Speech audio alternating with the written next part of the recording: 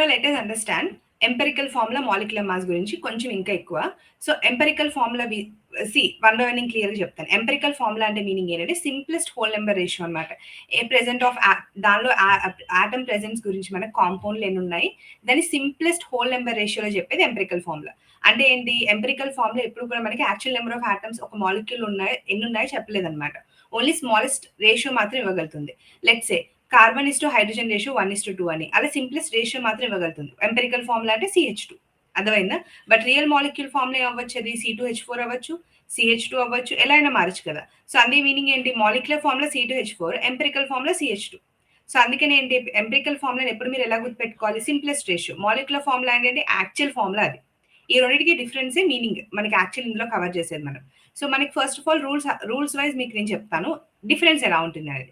If the percentage composition ఇచ్చాడు అనుకోండి మీకు, let's say 100 grams of compound అని, ఇది ఈజియెస్ట్ వే ఆఫ్ డూయింగ్ అనమాట. ఎందుకు అంటే పర్సంటేజ్ ఇస్తే మనకి డైరెక్ట్ గా గ్రామ్స్ లో మనకి కన్వర్ట్ చేసేసుకోవచ్చు. లెట్స్ సే ఇక్కడ మీకు నేను ఇచ్చానా, లెట్స్ సే ఫర్ ఎగ్జాంపుల్ చెప్తున్నా చూడండి ఇక్కడ నేను. సో ఇక్కడ మీకు కార్బన్ 52% ఉంది అనుకోండి 100 grams లో. 100 grams కాంపౌండ్ లో కార్బన్ ఎంత పర్సెంటేజ్ ఉంది? 52 grams. అంటే రిమైనింగ్ అంటే హైడ్రోజన్ 13% ఉంది. అంటే హైడ్రోజన్ ఎన్ని గ్రామ్స్ ఉన్నట్టు? 13 grams ఉన్నట్టు.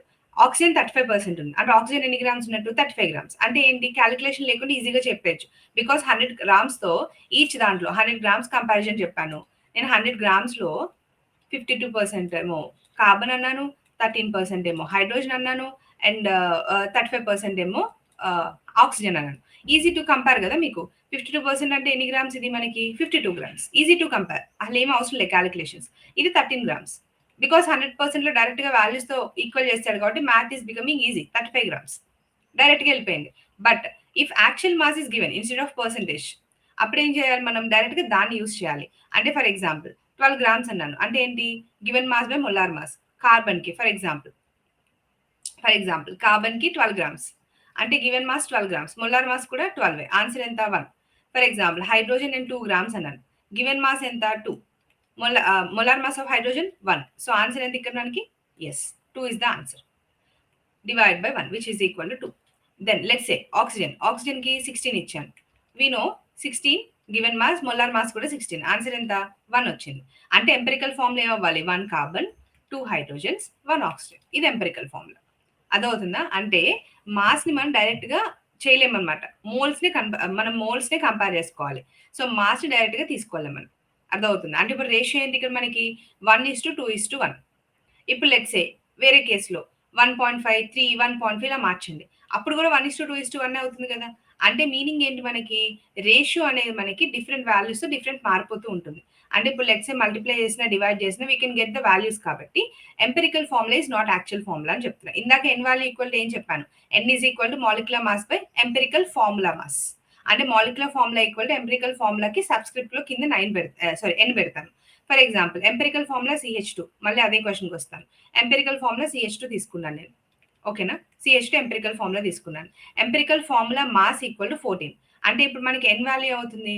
మాస్ ఎంత దీనికి? దీనిలో ఎంపెరికల్ ఫార్ములా మాస్ ఎంత వచ్చింది చెప్పండి? 12 6 అన్నాను. 1 కార్బన్ కి 12 ఉంటుంది. 12 ప్లస్ 2 హైడ్రోజన్స్ కి 2. సో ఎంత ఇక్కడ నాకు? 14. అర్థమైందా? లెట్స్ సే మాలిక్యులర్ మాస్ మీకు 28 ఇచ్చాడు అనుకోండి. సో ఎన్ వాల్యూ అవుతుంది చెప్పండి మీకు? 28/14. సో ఆన్సర్ ఎంత ఇక్కడ మీకు? 2. ఫైనల్ ఎలా రాస్తాను నేను దీన్ని? బయట 2 పెడతాను. Which means it will get converts into C2H4. ఇది మా ఫైనల్ ఆన్సర్. అర్థమైంది ఎలా సాల్వ్ చేయాలో మీకు? So you need to convert అనమాట. ఎలా కన్వర్ట్ చేస్తాను? బై ఫైండింగ్ ద ఎన్. ఎన్ ఎలా ఫైండ్ చేస్తాను? మాలిక్యులర్ మాస్ తో డివైడ్ చేస్తే మీకు ఎన్ వస్తుంది. ఇది ఫ్లో మీకు actually. So if you can see here, ఇక్కడ ఏముంది మీకు? Mg2P2O7. So if you directly add everything 222 వచ్చింది. మాస్ ఆఫ్ ఫాస్ఫరస్ ఎంత? 62. సో ఫ్రాక్షన్ ఎంత? 62/222. సో పర్సెంటేజ్ ఫైండ్ చేయొచ్చుగా. ప్రెసిపిటేట్ మాస్ ఇంటూ ఇది మల్టిప్లై చేస్తే మీకు పర్సెంటేజ్ వచ్చేస్తుంది అనమాట.